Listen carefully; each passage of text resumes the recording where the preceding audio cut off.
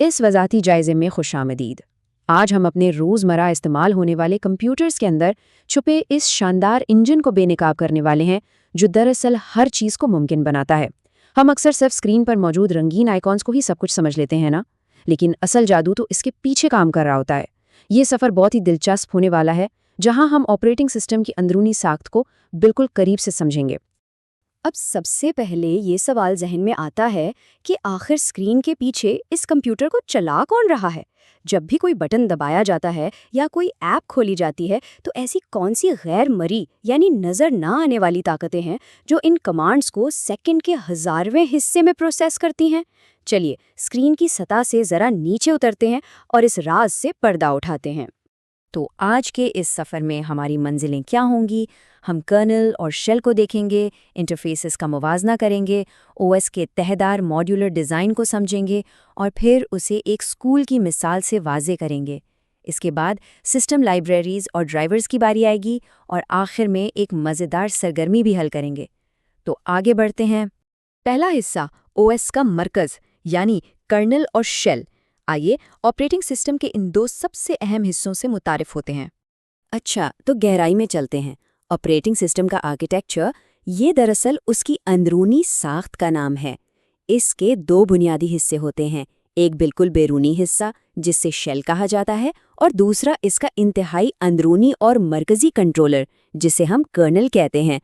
یہ دونوں مل کے اس پورے نظام کی بنیاد رکھتے ہیں۔ ان دونوں کے درمیان کا فرق بہت ہی زبردست ہے۔ ایک طرف وہ بیرونی شیل ہے جس کے ذریعے انسان کمپیوٹر سے رابطہ کرتے ہیں، اور دوسری طرف وہ اندرونی دماغ یعنی کرنل ہے جو تمام بڑے فیصلے کرتا ہے۔ اصل میں شیل کا کام صرف احکامات وصول کرنا ہے، لیکن ہارڈ ویئر سے اصل کام لینا وہ پوری طرح سے اس کرنل کی ذمہ داری ہوتی ہے۔ اب آتے ہیں دوسرے حصے کی طرف، انٹرفیسز، جی وائی مقابلہ سی ایل آئی۔ ہم انسان آخر ان مشینوں کے ساتھ بات چیت کرتے کیسے ہیں؟ چلیے دیکھتے ہیں۔ خیر، سب سے پہلے بات کرتے ہیں گرافیکل یوزر انٹرفیس یعنی جی یو آئی کی۔ یہ ہماری ڈیجیٹل دنیا کا وہ روشن دروازہ ہے جس میں تصویریں، ونڈوز اور آئیکنز ہوتے ہیں۔ یہ اتنا آسان اور دلچسپ ہے کہ کوئی بھی شخص صرف ایک ماؤس کلک سے مشین کو ہدایت دے سکتا ہے نا آسان؟ لیکن ٹھہریے، جی او آئی اکیلے کام نہیں کرتا۔ اس کے بالکل برعکس ایک اور طریقہ بھی ہے جسے کمانڈ لائن انٹرفیس یا سی ایل آئی کہتے ہیں۔ یہ مکمل طور پر ٹیکسٹ پر مبنی ہوتا ہے اور یقین مانیے انتہائی طاقتور ہوتا ہے۔ یہاں آئیکنز پر کلک نہیں ہوتا بلکہ کمانڈز ٹائپ کی جاتی ہیں۔ لیکن دلچسپ بات یہ ہے کہ چاہے جی او آئی ہو یا سی ایل آئی، یہ دونوں دراصل شیل کی ہی مختلف شکلیں ہیں۔ تیسرا حصہ، تہدار ماڈیولر ڈیزائن۔ شیل کو سمجھنے کے بعد اب وقت ہے اس پورے آپریٹنگ سسٹم کے ڈھانچے کو دیکھنے کا۔ یہ ماڈیولر ڈیزائن کسی عظیم الشان عمارت کی طرح ہوتا ہے۔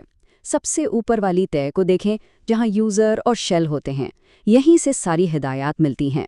پھر آتی ہے درمیانی تہہ جس میں سسٹم لائبریریز موجود ہیں جو سارے کام کو منظم کرتی ہیں، اور آخر میں سب سے نچلی تہہ ہوتی ہے جہاں اصل طاقت یعنی کرنل اور ہارڈ ویئر ڈرائیورز موجود ہوتے ہیں۔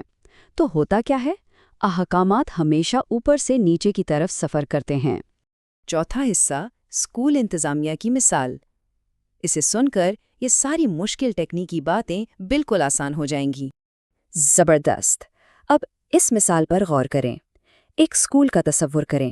وہاں جو فرنٹ ڈیسک یا ریسیپشنسٹ ہوتا ہے، جو سب سے پہلے لوگوں سے ملتا ہے، وہ بالکل ہمارے شیل کی طرح کام کرتا ہے۔ پھر درمیانی حصے میں اساتذہ اور انتظامیہ آتے ہیں جو سب کام سنبھالتے ہیں، اور سب سے اہم اسکول کا پرنسپل، جو بظاہر ہر وقت سامنے نہیں ہوتا لیکن تمام بڑے اور حتمی فیصلے اسی کے ہاتھ میں ہوتے ہیں۔ یہ ہمارا کرنل ہے نا؟ بالکل واضح اور آسان مثال۔ پانچواں حصہ، سسٹم لائبریریز اور ڈرائیورز۔ آخر درمیانی اور نچلی تہہ میں پس پردہ وہ کون سے حصے ہیں جو اتنا بھاری کام سنبھالتے ہیں؟ تو ان سسٹم لائبریریز کو ہم بالکل ان اسکول کے اساتذہ کی طرح سمجھ سکتے ہیں۔ یہ دراصل کوڈ کے پہلے سے لکھے ہوئے مجموعے ہوتے ہیں جو درمیانی تہہ میں موجود رہتے ہیں۔ ان کا اصل مقصد کیا ہے؟ تاکہ جب بھی کسی عام کام کی ضرورت پڑے تو پرنسپل، میرا مطلب ہے کرنل، کو خود بھاگ کر وہ کام نہ کرنا پڑے۔ یہ لائبریریز مخصوص افعال مہیا کرتی ہیں تاکہ تمام پروگرامز بغیر کسی رکاوٹ کے روانی سے چلتے رہیں۔ اور جب ہم بالکل نچلی سطح پر جاتے ہیں تو وہاں ہمیں ڈیوائس ڈرائیورز ملتے ہیں۔ یہ وہ آخری منزل ہے جہاں آپریٹنگ سسٹم اور کچی مشین یعنی اصل ہارڈ ویئر دونوں کا براہ راست آمنا سامنا ہوتا ہے۔ ان ڈیوائس ڈرائیورز کے افعال سچ میں بہت اہم ہیں۔ ہم انہیں سسٹم کا مینٹیننس سٹاف بھی کہہ سکتے ہیں۔ ان کا اصل کام یہ ہے کہ یہ آپریٹنگ سسٹم کی کمانڈز کا ترجمہ کرتے ہیں تاکہ بے جان ہارڈ ویئر بھی اسے سمجھ سکے، چاہے وہ پرنٹر ہو یا کمپیوٹر کا کی بورڈ۔ ہر حصے کو کنٹرول کرنے کے لیے اپنا ایک مخصوص ڈرائیور ہوتا ہے۔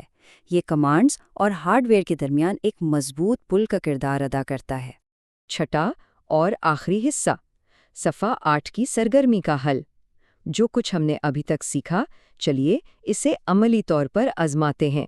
اس سرگرمی کا بنیادی مقصد صرف یہ پہچاننا ہے کہ آپریٹنگ سسٹم کے مختلف کام اور انٹرفیسز آخر کس مخصوص تہہ میں آتے ہیں۔ اگر ہم ابھی والی وہ اسکول کی مثال اور تہدار ڈھانچے کو تھوڑا ذہن میں لے کر آئیں تو یہاں اس مسئلے کو حل کرنا انتہائی منطقی اور مزیدار ہو جائے گا۔ چلیے انہیں آپس میں ملا کر دیکھتے ہیں۔ GUI اور CLI دونوں ہی چونکہ بیرونی انٹرفیس ہیں تو صاف ظاہر ہے کہ یہ شیل کی تہہ میں ہی آئیں گے، بالکل ہمارے اسکول کے فرنٹ ڈیسک کی طرح۔ اور جہاں تک بات ہے اس بنیادی انجن کی جو سارے ہارڈ ویئر کو سنبھالتا ہے، تو وہ یقیناً کرنل ہی ہے، یعنی وہ طاقتور پرنسپل۔ امید ہے اب یہ فرق ہم سب کے دل و دماغ میں بالکل واضح ہو چکا ہوگا۔ تو اس سارے سفر کے اختتام پر ایک دلچسپ سوال ذہن میں ضرور آتا ہے۔ اب جب کہ ہم سب جان چکے ہیں کہ مشین کے اندر چھپا ہوا وہ پرنسپل یعنی کرنل کس طرح سارا نظام چلاتا ہے، تو کیا کل کو کوئی ونڈو کھولتے وقت اسے دیکھنے کا ہمارا نظریہ بدل نہیں جائے گا؟ یہ پس پردہ آرکیٹیکچر آخر ہماری ان روزمرہ کی ٹیکنالوجیز کو کیسے اتنا آسان اور جادو بھرا بناتا ہے؟ یہ واقعی ہم سب کے لیے سوچنے کی بات ہے۔ یہ تھا ہمارا آج کا وضاحتی جائزہ۔ آگے سیکھتے رہیے۔